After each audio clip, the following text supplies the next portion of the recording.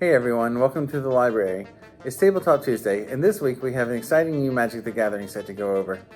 Innistrad Midnight Hunt releases on Arena this week on the 16th and in paper format on September 24th, with pre-release weekend starting this Friday. This spooky new set comes out right before October and is full of terrifying new cards and some familiar mechanics that we've not seen in a while. There's a lot to cover in only a little time, so let's jump in and take a look at the set. Innistrad Midnight Hunt is the first of two new sets that take us back to the dread realm of Innistrad, home to the likes of Sorin Markov and Arlen Kord. Both of these sets are full of werewolves and vampires and their eternal struggle for who rules the night. This set focuses more on the werewolf side, whereas Crimson Vow, set to release in November, will focus more on vampires. This set brings some familiar tricks to the table that haven't been around since our last visit to Innistrad. Day and night play important roles in the fight for survival in this sinister plane.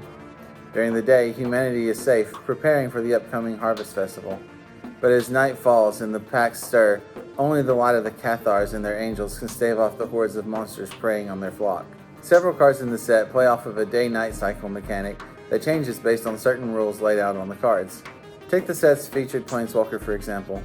Arlen, Hope of the Pack, is a great Planeswalker that can help the day-night cycle flip to night using her loyalty abilities to allow you to play your werewolves on your opponent's turn instead of your own. The default rules for Daybound and Nightbound are applied to her as well. If either player casts no spells on their turn, it becomes night. When it does, you flip any Nightbound permanents or cast them as their night form. When she transforms, she becomes Arlen, the Moon's Fury. Now she can mana ramp and get 2 loyalty counters, or transform into a 5/5 indestructible werewolf creature with trample and haste.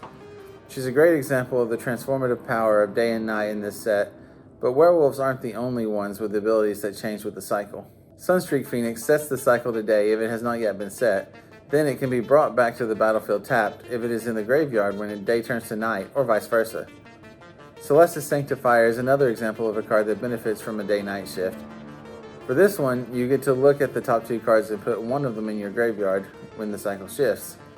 This is a nice way to control your card draw, and also to put creatures into the graveyard that can be transformed or flashed back.